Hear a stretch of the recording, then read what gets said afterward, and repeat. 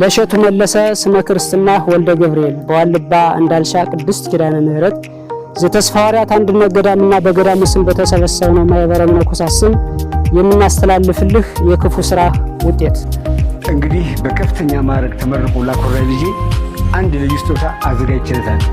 ታቸው ድረስ ስጦታውን እንስጠው። እሑድ በረፍት ቀን ታመ ያልጠየቀ ሰው ሰኞ በስራው ቀን ሙታ ከስራ አስፈቅዶ ሊቀብር ይመጣል። ይህ አፈታተሽ አሁን ምን ይባላል? ይሄ በወላይታ ሶዶ ዩኒቨርሲቲ ተማሪዎች የ12ኛ ክፍል ፈተና ለመውሰድ በቅጥር ግቢ ውስጥ ሲገቡ የተፈተሹበት መንገድ አነጋጋሪ ሆኗል።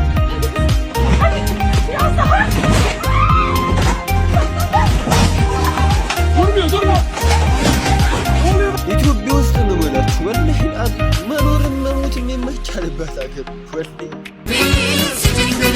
ፍቅር ስትለግስ በምላሹ ስጣት ነፍሷን አስደስተው እንደ ውሃ ሙላ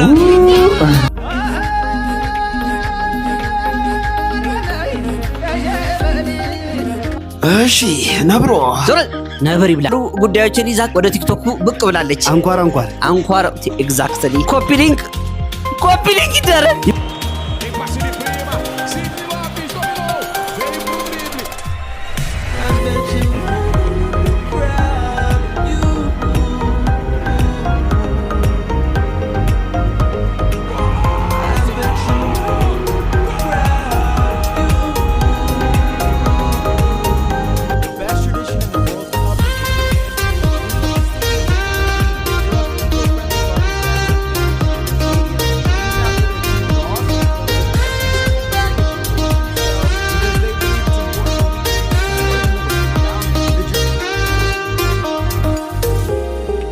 እና ሌሎችም ቪዲዮዎችም ተካተውበታል። ቤተሰብ እንግዲህ እናንተን ይጠቅማሉ፣ ይበጃሉ፣ ያስተምራሉ፣ ይገስጣሉ ያልኳቸውን ቪዲዮዎችን ቤተሰብ አጠናቅሬ ይዤላችሁ መጥቻለሁ።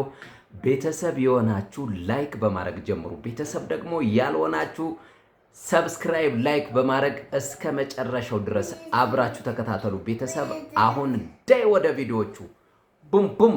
ይህ ዳማከሴ ነው ቤተሰብ እና ሌሎችም ቪዲዮዎችም ተካተውበታል። ቤተሰብ እንግዲህ እናንተን ይጠቅማሉ፣ ይበጃሉ፣ ያስተምራሉ፣ ይገስጣሉ ያልኳቸውን ቪዲዮዎችን ቤተሰብ አጠናቅሬ ይዤላችሁ መጥቻለሁ። ቤተሰብ የሆናችሁ ላይክ በማድረግ ጀምሩ። ቤተሰብ ደግሞ ያልሆናችሁ ሰብስክራይብ፣ ላይክ በማድረግ እስከ መጨረሻው ድረስ አብራችሁ ተከታተሉ። ቤተሰብ አሁን ዳይ ወደ ቪዲዮዎቹ ቡም ቡም። ይህ ዳማከሴ ነው ቤተሰብ። ሰላም ቤተሰብ እንግዲህ ከዚህ ቲክቶከር ጋር ምንድነው ችግሩ? ምናልባትም እንግዲህ ይሄ ልጅ ተይዟል፣ ታስሯል የሚባል ነገር አለ። እንግዲህ ኮሜንት ላይ እናንተ የሰማችሁትን ንገሩኝ። እኔ ግን በጣም ሰሞኑን በዚህ ልጅ ቫይራል ወጥቷል። በእርግጥ ልጁ በቅርብ ጊዜ የታወቀ ምርጥ ልጅ ነው። በቃ እንዳለ ጠቅ ነው። አይን ነው የሚናገረው። እውነቱን ትክክለኛውን ያየውን የተሰማውን ነው የሚናገረውና በዚህ በጣም ታዋቂ ነው ልጁ። በጣም ታውቋል። በቅርብ ጊዜ ነው የታወቀው። እንግዲህ ወደ 1 ሚሊዮን እየተጠጋ ነው ፎሎወሮቹ። በመናገር የምታውቁት ነው። ግን አሁን ላይ በጣም በአረብ በኩል እንግዲህ ልጁ ስደተኛ ነው፣ እዛ ነው ያለው ነው የሚባለው። ታስሯል የሚል ነገር ይመጣል። እስኪ እንስማው አንዱን እስኪ። እሑድ በረፍት ቀን ታመ ያልጠየቀ ሰው ሰኞ በስራው ቀን ሙታ ከስራ አስፈቅዶ ሊቀብር ይመጣል። እውነቴን ነው። እኔ እኮ ስለዚህ ማህበረሰብ ስለሰው ባላሱ ነው የሚሻለኝ። እሑድ ስራ የለውም ቁጭ ብሎ ነው የሚለው። አንተ ታማል ማንጎ ማንጠልጠሉ ቢቀር 100 ብር መሸጎጡ ቢቀር የሆነ የሚጠጣ ነገር ማንጣቱ ቢቀር ፈጣሪ ማርህ ማለቱ ቀርቶ ሰኞ አንተም ትሞታለህ፣ እሱም ስራ ይሄዳል። ከዛ ከስራ አስፈቅዶ ሊቀብር ይመጣል። ይህ ሰው የኔ እኮ የሆነ ብሎንማ ጎሎናን የሆነ የጎደለን ነገር አለ። ይሄ ሙሉልን ወደ ፈጣሪ ንጹህ ይሙላልን ያቸው የጎደለችን ነገር እንጂ እንኳን አናስብም። ስንሞት ራሱ ማለት እንኳን በቃ ከስራ ለማረፍ ደስተኛ ነው እንጂ እኛ ሊቀብር መስሏችሁ ነው አይደለም። ምክንያት አገኘ፣ ሰበብ አገኘ። እንደው አንድ ሞደው ጓደኛ የነበረ በቃ ምናምን ብሎ ከስራ ሊያርፍ ከዛ ፀሐይ ደበደበነ ቶሎ ቀብረን እንመለስ ብሎ ንፍሮውን እየቃመ ሊውል ማለት አሳማ ሁላ እንዴ ትባቀብሩኝ ሲቀር እናት አባቶች በቂ ናቸው። እኔን ለመቅበር እደፈናለሁ። አለቀ። ምንድነው ከዛ ውጭ ምንድነው ትርፉ እንዴ? እንግዲህ ትክክል ነው፣ እውነቱን ነው። አብዛኛው የኢትዮጵያውያን ባህል ይሄ ነው የተለመደው፣ የምታውቁት ነው። ኢትዮጵያዊ ባህል ስትሞት በደንብ አድርጎ ይቀብራል እያለ ግን ቀና ብሎ አይሄም። ምንም ይሄ ታወቀ ነው እንግዲህ ልጁ በትክክል ነው የተናገረው። ነገር ግን አሁን እኔም ቅድም እንዳልኳችሁ ይሄ ልጅ ታስሯል ወይስ አልታሰረም ዝም ብሎ የሰዎች ሀሜት ነው የሚለውን ነገር እስኪ በኮሜንት አሳውቁኝ። ቤተሰብ በኮሜንት ላይ አሳውቁኝ። ኮሜዲያን እሸቱ ላይ ምንድነው የተፈጠረው? ቤተሰብ አዎ ምንድነው እየሰማን ያለ ነው? እንደዚህ አይነት ነገር ምንድነው? እኔ አንዳንዴ ግን ምን አይነት እየተፈጠረ እንደሆነ አልገባኝም። አሁን አባቶች የምንላቸው በጣም የሚገርም እንግዲህ መነኩሳት ተብለው በጣም በተከበረው እንግዲህ ገዳም የሚኖሩ እንደዚህ ለአንድ እንግዲህ ምናልባትም ኮሜዲያን እንግዲህ መናገር ካለብን ኮሜዲያን ነው። በዛ ላይ ደግሞ እንደማንኛውም ሰው ነው። ግን ይሄ ልጅ መገሰጽ ሲቻል መምከር ሲቻል እስከዚህ ድረስ ሰው ይደርሳል? ለእሸቱ መለሰ ስመ ክርስትና ወልደ ገብርኤል በዋልባ እንዳልሻ ቅድስት ኪዳነ ምህረት ዘተስፋ ሐዋርያት አንድነት ገዳምና በገዳሙ ስም በተሰበሰበው ማህበረ መነኮሳት ስም የምናስተላልፍልህ የክፉ ስራ ውጤት ምን ነው? ምን አገኘህ ልጃችን? እግዚአብሔር አምላክ ፈቅዶ እመቤታችን ወዳ ወደዚህ የተባረከና የተቀደሰ ቦታ መጥተህ ነበር። በረከት ልትቀበል ቦታው ልትጎበኝ ከአበው አባቶች ልትባረክ የእነ አቡነ ሳሙኤል የእነ አቡነ ተስፋ ሐዋርያት የእነ አቡነ ሚናስ የእነ አቡነ ምስራቃዊ በረከታቸው ሊያድርብህ አበው በሚስጥር ጠርተው ነበር። አንተ ግን ዋልባን አቃለልከው። የአንድ ባለሀብት መኖሪያ ቤት ያክልን እንኳ ክብር አልሰጠኸውም። ከጽሞናው ቦታ ከስውራኑ ከውግዘቱ ስፍራ እንግዲህ እንደሰማችሁት መጽሐፍ ቅዱስ ስሙን እንትን ብለው እንዲያውም እኮ የሚገርመው ነገር መቁጠሪያ ሁሉ እንትን እንላለን ምናምን የሚባል ነገር ምንድነው? ቆይ እኔ አሁን ያልገባኝ ነገር ይሄ ነገር እየተመላለሰ ቆይቷል። አንደኛ ያልገባኝ ነገር ይሄ እግረኛው ሚዲያ የሚባል ሰውዬ ደግሞ በጣም የሚገርም ብዙ ነገሩን አይመቸኝም። ይቅርታ አድርጉልኝ። አንዳንዴ የሆነ እንትኖችን በጣም የሚሄድበት አካሄድ አይመቸኝም። ይቅርታ አድርጉልኝ። እንግዲህ ምናልባት እናንተ የራሳችሁን ኮሜንት መናገር ትችላላችሁ። ግን እስከዛ ድረስ መሄድ ምንድነው? እሱ እኮ እንደዚህ ብሏል እኮ እንደዚህ ብሏል። ስሙት። እማሆይ ወይም 12 ዓመቷ አሞክሮ ላይ ያሉት እናት ሲሮጡ እኔ እሳቸው ላይ ለመድረስ የምሮጥበት ትዕይንት ልክ እንዳልሆነ አባቶቼ አስረድተውኛል። ይሄንን ደግሞ በትክክል እቀበላለሁ። ከዚህ በኋላ እኔም ሆንኩ ሌሎች ኮንተንት ክሬተሮች እንዲህ አይነት የአክሽን የሚመስል ትዕይንት በገዳም ውስጥ መስራት ትክክል እንዳልሆነ ትልቅ ትምህርት አግኝተናል ብዬ አምናለሁ።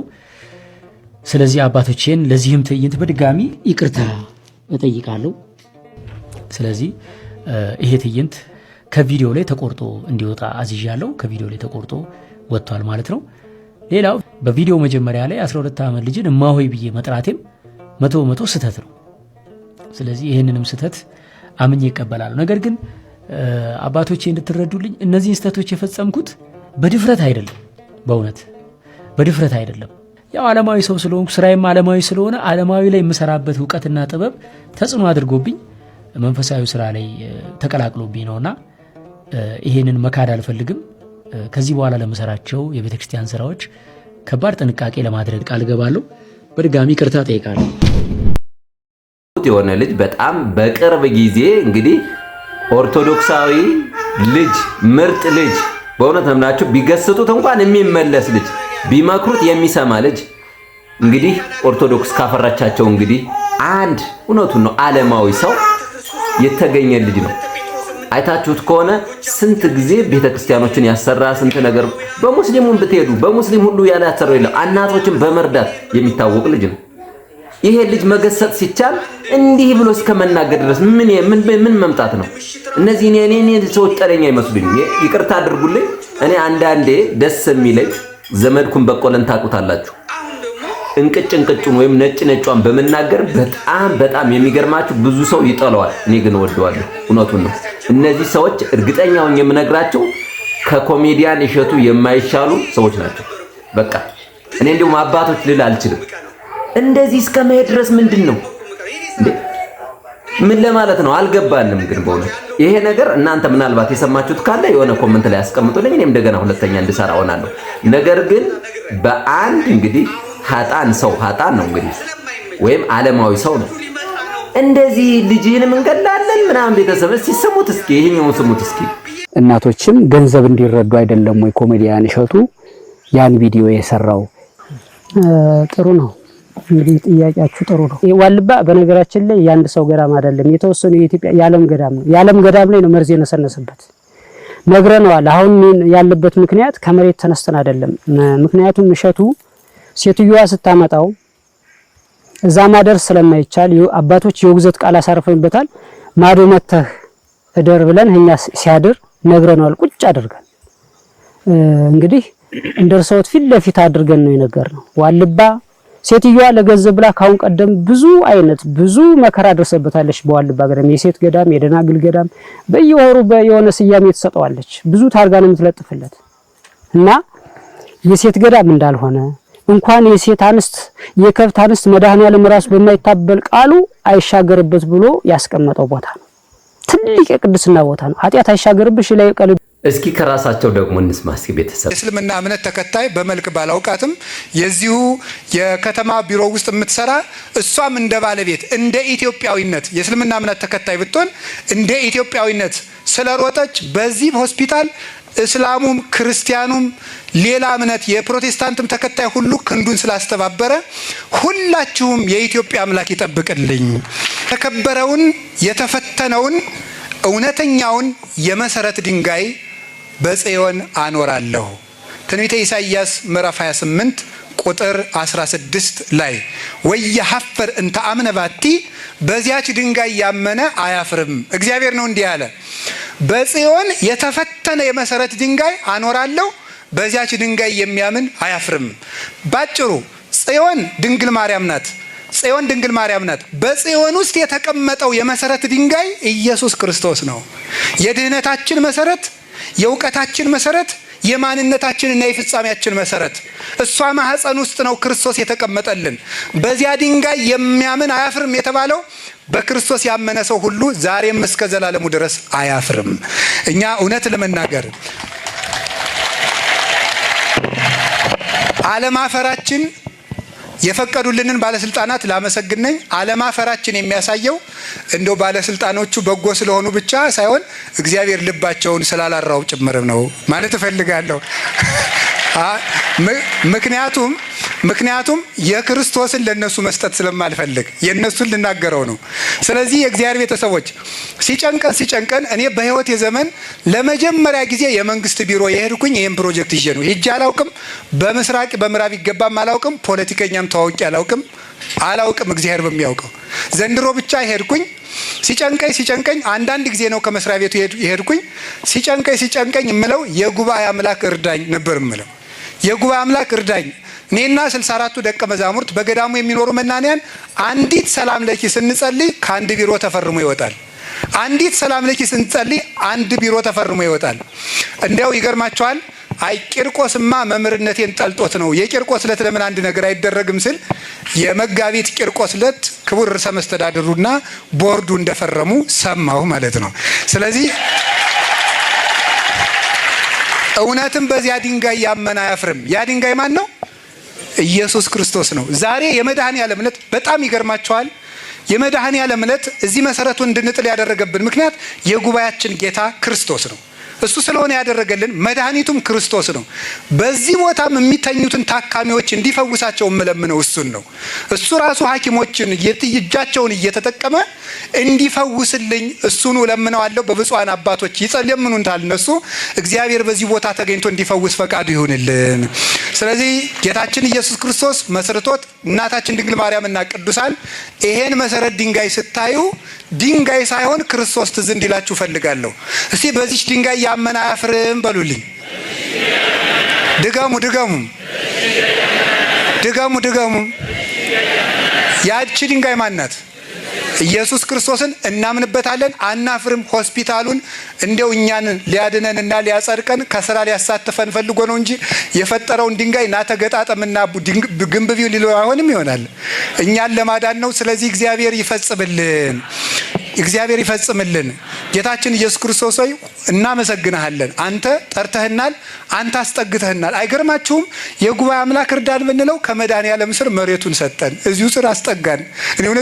እኔ በቀደም መጥቼ ሳየው ሲጀመር ተፈርሟል እኮ የክልሉ ቦርድ ከፈረመ ሂደ ማየት ትችላለህ ሲሉኝ የቤተ ክርስቲያን አባት 2 ጊዜ አይናገርም ባላለቀ መሬት እጄ ጎለል እያልኩ ታይቼ ነገ ቢሰረዝስ ብዬ ሳልመጣ ከርሜ ካርታና ፕላኑን ስቀበል መጥቼ ሳየው መድኃኔዓለም ጠብቆት ነው እንጂ ከአስፓልት ዳር እንዲህ ያለ ቦታ እስከዛሬ ድረስ ተጎልቶ ይቆያል። ይሄን መድኃኔዓለም አይደለም ያደረገው? እውነት እኮ ነው ወንድ እንዴ! ይሄን መድኃኔዓለም ነው ያደረገው። ደግሞ ዛሬ መድኃኔዓለም ነው ያለ። ከየት ዳር ነው ይሄው ያለ? የት ነው ቤተክርስቲያኑ? መድኃኔዓለም ዳር ነው። እስኪ መድኃኔዓለም ይመስገን በሉልኝ። ከዚህ በኋላ ማመስገን ብቻ ነው የቀረኝ። የመጨረሻው እግዚአብሔርን ቅዱሳንን እናመሰግናቸዋለን። በመጨረሻም የፈቀዱልንን በኢትዮጵያ ኦርቶዶክስ ተዋሕዶ ቤተክርስቲያን ጠቅላይ ቤተ ክህነትን ከልብ አድርገን ክቡር ብፁዕ ስራ አስኪያጁን ጨምሮ የእቅድና ልማት መምሪያ ይሄን ፕሮጀክት የሚመራው ነው። እግዚአብሔር ሁሉንም በአገልግሎት ወይም ደግሞ ቤተክርስቲያናችን እንዲጠብቅልን ከልብ በእግዚአብሔር ስም እናመሰግናለን።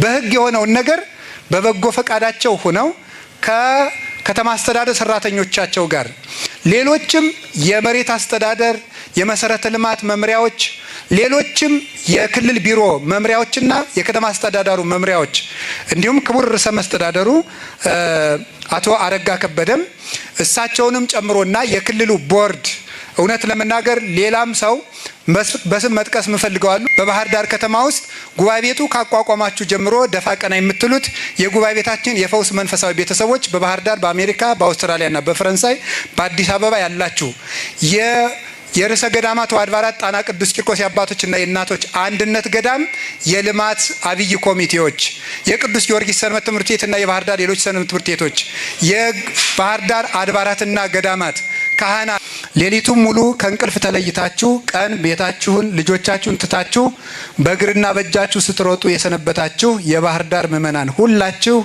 በኢትዮጵያ ኦርቶዶክስ ተዋሕዶ ቤተ ክርስቲያን ስር ያላችሁ በመላው ዓለም የምትገኙ ኦርቶዶክሳውያን እንደ ክርስትና አብራችሁን የምትቆሙ የኤርትራ ኦርቶዶክስ ተዋሕዶ ቤተ ክርስቲያን በመላው ዓለም ሆናችሁ ብር ስትለግሱ የከረማችሁ ኤርትራውያን እንደዚሁም ሁሉ በመላው ኢትዮጵያ የምትገኙ ሌሎችም እንደ ሰው ሌሎችም የሃይማኖት ተከታይ ወንድሞቻችን ጭምር ዛሬ እግዚአብሔር አምላካችን ወዶልንና ፈቅዶልን ለዚህ ቀን ስላደረሰን ሁላችሁንም እንኳን ደስ ያላችሁ።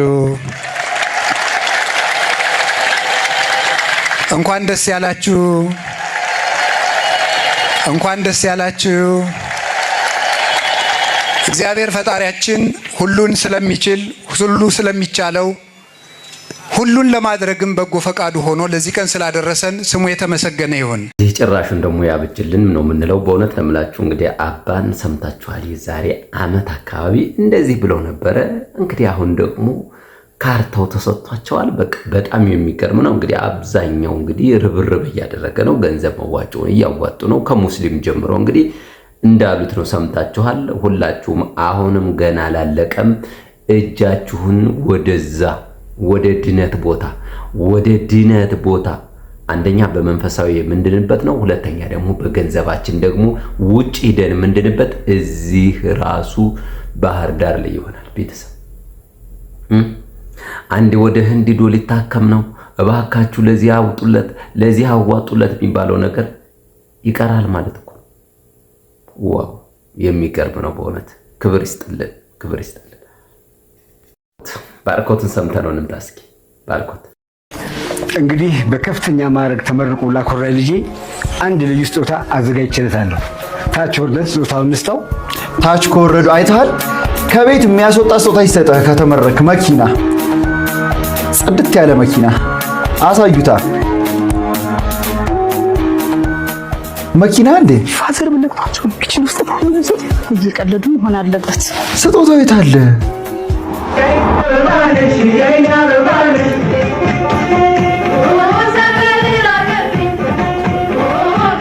ኦኬ አባዬ ያቺን መኪና ግዛልኝ።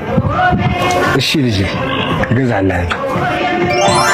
አባባ ይሁሉ ዘመን ቆይቶ ይቺን መኪና ግዛልኝ አልኩ ከአመታት በፊት ነበር። መመረት ካቆመች ደግሞ ረጅም አመት ሆኗታል። እንዴት ነው እንዲህ አዲስ ሆና ልታገኛት ይቻልከው? አይ ልጄ መኪና አልኩ የገዛውልህ ያን የጠየቀኝ ቀን ነው። የምሰጥ ግን አሁን ነው። ምክንያቱም ያኔ የመጠየቂያ እድሜ ላይ እንጂ የመቀበያ እድሜ ላይ አልነበርክም።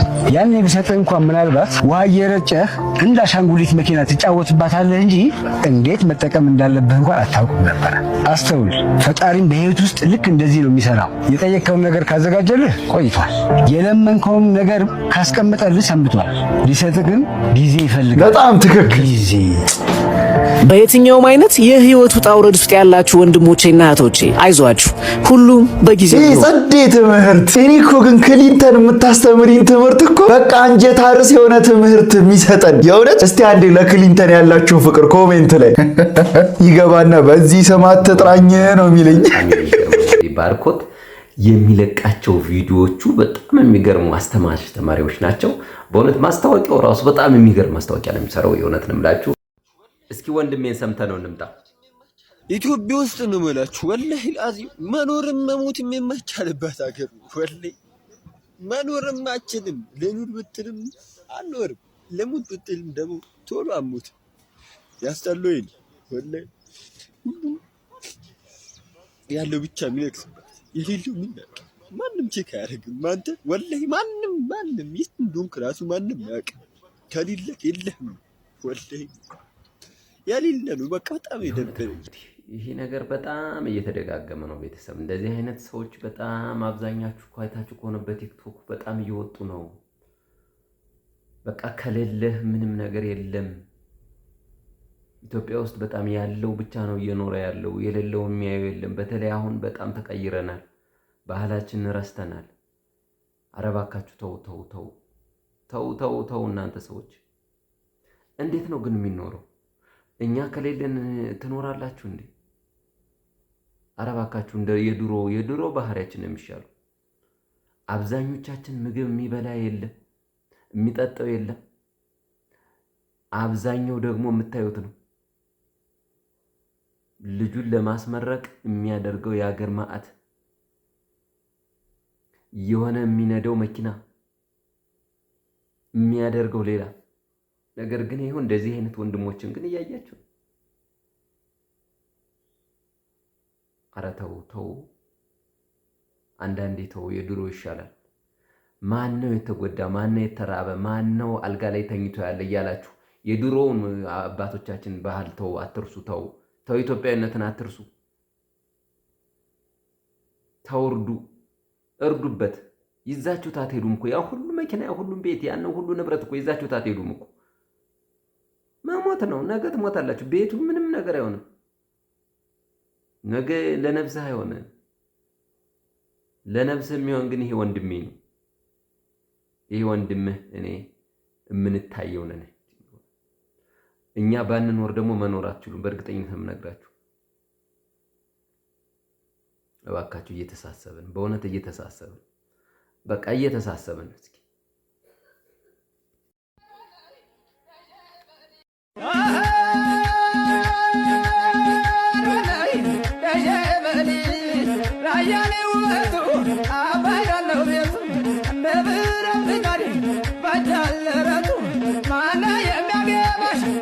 እሺ ነብሮ ነብር ይብላ። ውድ እህታችንን እንግዲህ ልጅስ በሚለው ተከታታይ ድራማ እናቃታለን። አሁን ጠጠር ያሉ ጉዳዮችን ይዛ ወደ ቲክቶኩ ብቅ ብላለች። አንኳር ኤግዛክትሊ ኮፒ ሊንክ ይደረግ ይመስለኛል። እህታችን የመጣችው በቅርቡ ነብሮ የሚል ድራማ እንደምትጀምር ይመስለኛል። ትክክል ነህ። ነብር እንግዲህ በጸባዩ የመባላትና የመናከስ ባህሪ ያለው ይታሰር ባይነን አይደል? አዎ ነብርዬ፣ አንተ ነብር። ኧረ ጉብልዬ ነው እንዴ? ነብርዬ ነው። ከኔ በላይ ታውቃለህ አንተ ስለ ነብር? ምን የምታውቀው ነገር አለ ስለ ነብር? ሱስ ልክ ነህ። ነብር ይብላ። ማን ነው ይብላ? አሜን። አድርጎት ነው ወይ? ለማንኛውም ለቤቱ አዲስ ከሆናችሁ ፎሎ ላይክ ሼር የምታሽለጠልጡት የሚነካካው ነካኩ። እናመሰግናለን። እንኳን ደህና መጣችሁ ወደ ቲክቶክ መንደር። አንተን ራሱ ነብር ይብላ እንጂ ነብር ይብላው ይላል። ከሰው አልፎ እንዴት ነው ለነብር? ተው እንጂ እናንተ ሰዎች ተው። አሁን ላይ ቤተሰብ ምን እየተፈጠረ እንደሆነ እኔ በጣም ይገርመኛል። እውነት ነው የምላችሁ። በተለይ ይሄ የ10ኛ ክፍልና የ12ኛ ክፍል ፈተና ላይ ይሄ ፖሊስ ፈታሾች የሚያደርጉት ነገር እየገባኝ አይደለም። ለምን እንደሆነ አይገባኝም። እኔ ምንድነው የዚህን ያህል? እስቲ ተመልከቱት እስኪ። ይህ አፈታተሽ አሁን ምን ይባላል? ይሄ በወላይታ ሶዶ ዩኒቨርሲቲ ተማሪዎች የ12ኛ ክፍል ፈተና ለመውሰድ በቅጥር ግቢ ውስጥ ሲገቡ የተፈተሹበት መንገድ አነጋጋሪ ሆኗል። ተንቀሳቃሽ ምስሉ ላይ እንደምትመለከቱት ፈታሿ የተማሪዎችን የማይነኩ የግል አካባቢዎች በኃይል በመጫን ስትፈትሽ ይታያል። ከዛም ባለፈ በፈታሿ ድርጊት እየተዝናኑና ቪዲዮ እየቀረጹ ያሉ ባልደረቦቿ ይታያሉ። ድርጊቱ በፈተና ወቅት በኤሌክትሮኒክስ የሚደረጉ ኩረጃዎችን ለመከላከል የታለመ ቢሆንም ቀለል ባለና የተማሪዎችን ሰብአዊ መብት በማይጥስ መንገድ አላያም ሌሎች የፍተሻ መንገዶችን መጠቀም እየተቻለ በዚህ መልኩ ሴት ተማሪዎችን በሰው ፊት ማሳቀቅ ተገቢ እንዳልሆነ በርካቶች በአሁኑ ሰዓት እየገለጹ ይገኛሉ። በዚህ ጉዳይ ላይ ምን አስተያየት አላችሁ? ሀሳባችሁን በኮመንት መስጫ ሴክሽኑ ላይ ማጋሩ። አስተያየት መስጠትማ እንችላለን እንጂ እንዴት? ለምንድን ነው አስተያየት መስጠት ማንችል? ምን ማለት ነው ይሄ? ወይ መሳሪያ መግዛት ነው ወይ የሚፈትሽ መሳሪያ። ለምሳሌ ሞባይል ከሆነ ሞባይል የሚፈትሽ የሆነ ነገር የሚጮህ የሆነ ነገር ማድረግ አለባችሁ። የዚህን ያህል ምን ማለት ነው? የሰብአዊ መብት ተሟጋች የለም እንዴ? ገባች እኮ እንዳለ ሙሉ እኮ እንትን አለች እኮ። ሴት ልጅ ነች። ሴት ምንድን ነው እንደዚህ? እኔ እኮ የማይገባኝ ነገር ምንድን ነው? አሁን የሌላ ቁስል ግን ለምንድን ነው የሚቀለል? አረ እናንተ ሀገሮች ተው። እኔ እኮች ሀገር ኢትዮጵያ ናት፣ ግን እኔ አንዳንድ እየጨነቀኝ ነው። የት ነው ያለ ነው? አረ 2018 ምንድን ነው አላልቃለ እኮ 2018 አላልቃለ ይሆን? በጣም ብዙ ነገር እያሳየ ነው። በተለይ ደግሞ አዲስ ነገር ቢመጣልን ደስ ይለኛል። እኔ ሌላ ሀገር ያለሁ ነው የሚመስለኝ። ሴት ሆና ፈታሽ ሆና ወንድስ ቢሆን መቼም የሆነ ነገር አለ አይደል? ተቃራኒ የሆነ ነገር ይሳሳባል መቼም። ምንድን ነው እኛ እንዴ? ደግሞ ትስቃለች፣ አታፍርም እንዴ? ኧረ እኔ ይቅርታ አድርጉልኝ እንግዲህ። እንዴ ምን ማለት ነው እንዴ?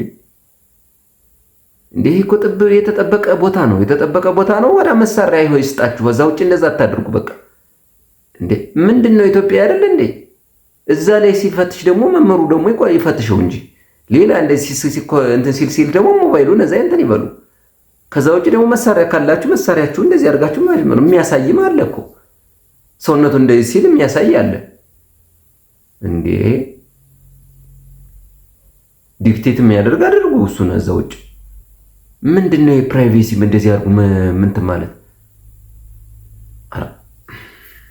ዓለም ወጣ በጣም ቤተሰብ። ሌላኛው ደግሞ እንግዲህ የዓለም ዋንጫ እንግዲህ 2026 በጣም የሚገርም ተአምር የሆነ ነገር እየሰራ እያየ ነው።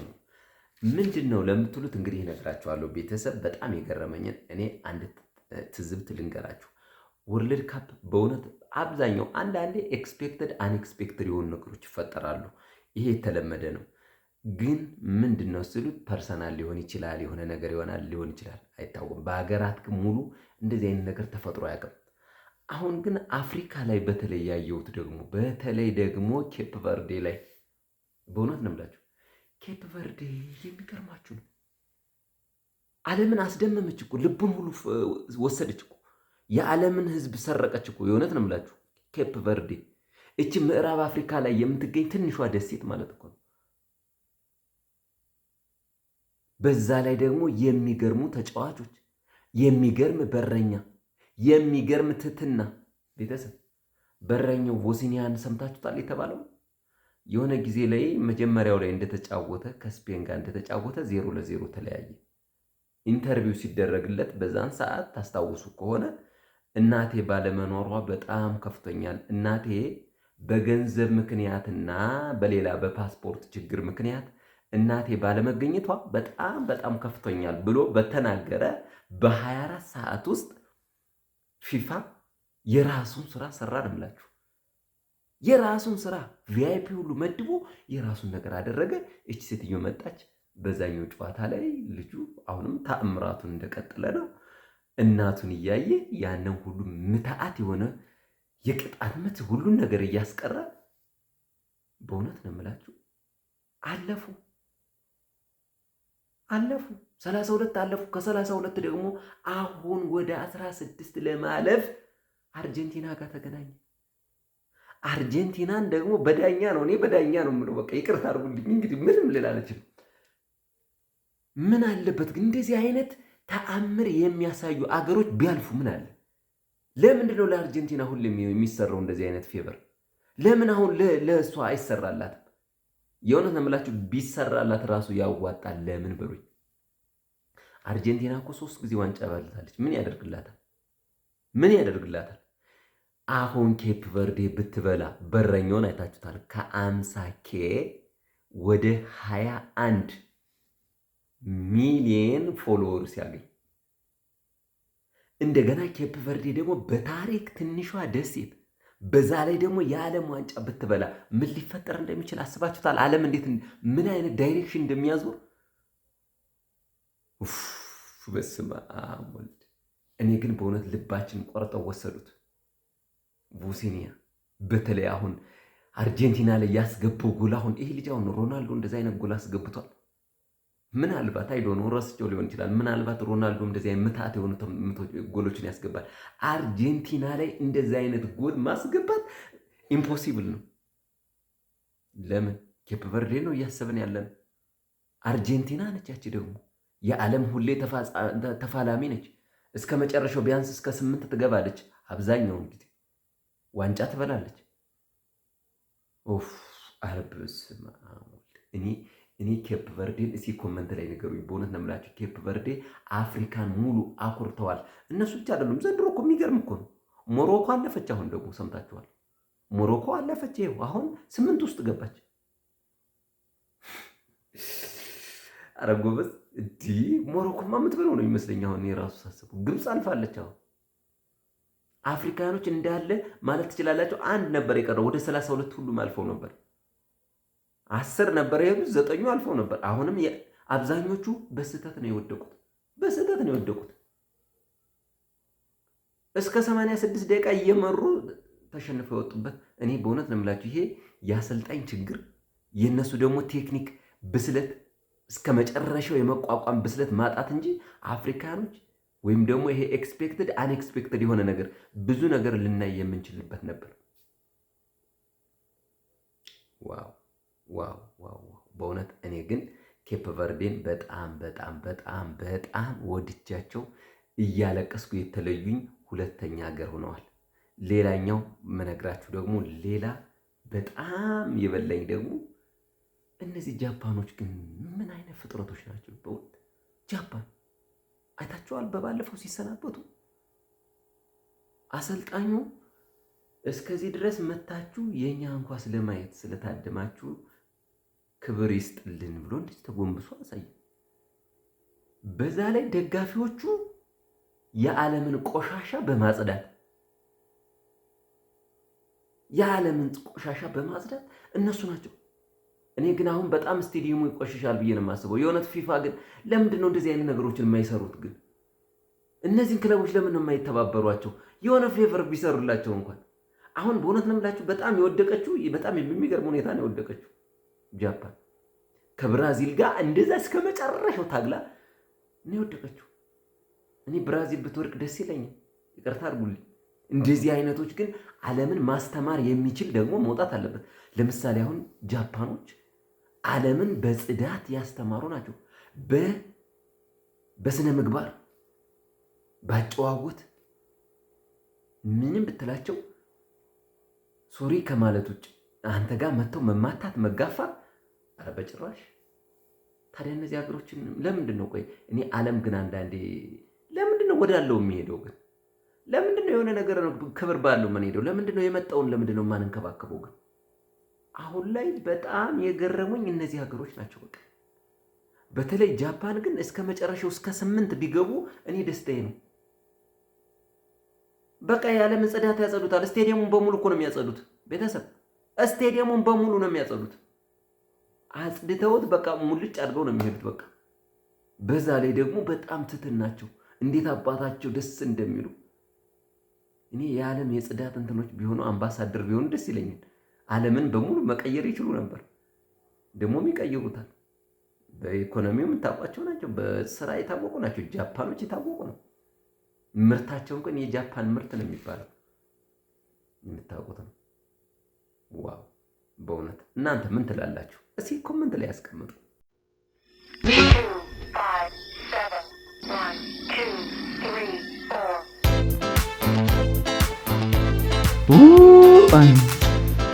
ዘካርያሱ ቆመ። ወንድ ካልሆንክ ይሄ ሲቹዌሽን አይገባህም ነው የምልህ። በቃ ስቃይ እኮ ነው እንዲህ በቃ ስቃይ። በቃ ሻወር ቤት ገብተህ 12 ሰዓት ላይ አድርገው ተመለስ። ቲክቶክ ላይ መፖስት ያለበት ነገር አይቼ ነው ላሳያችሁ። ምግብ ልበላ ገብቼ ሜኗቸው ይሄ ነው። ምንድን ነው ምግብ ደግሞ ሲሰጠኝ ነው እና በጣም ነው በጣም አሳሳቢ ነገር ነው። ወይ ፈተና ደግሞ ዋጋው። እኔ እንደዛ አይነት ምግብ አይቼ አላውቅም። ይሄ ምግብ አይደለም ግን መሞከር እፈልጋለሁ።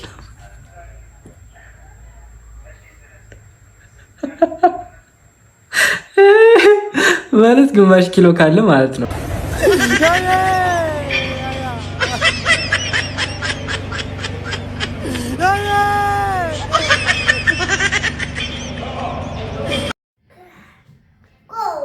እንግዲህ ቤተሰብ እስከዚህ ድረስ የደረሳችሁ እጅግ አድርገን እናመሰግናለን። ላይክ እንግዲህ ሳብስክራይብ ስላደረጋችሁ እጅግ አድርገን እናመሰግናለን። በደንብ አድርጋችሁ ስለተከታተላችሁንም አሁንም በድጋሚ እናመሰግናለን። ቤተሰብ ለዛሬው የያዝናቸው ቪዲዮዎች እነዚህን ይመስሉ ነበር። እንግዲህ ኔክስት ደግሞ ሌላ ቪዲዮዎችን ይዤላችሁ እስከመጣ ድረስ ኮመንት አስተያየት ካላችሁ በዚህ ቁጥር ደግሞ በደንብ አድርጋችሁ አሳውቅን። ኮሜንታችሁን አስቀምጡ። እንዲሁም ደግሞ በቴሌግራም ማውራት እንፈልጋለን ካላችሁ ደግሞ ቴሌግራም አካውንታችን እዚህ ጋር አለላችሁ። በቴሌግራም አካውንታችን እየገባችሁም መጠየቅ ትችላላችሁ። ይሄ ቢሰራልን የምትሉት ካለም እንሰራለን። ቤተሰብ እጅግ አድርገን እናመሰግናለን። ቡም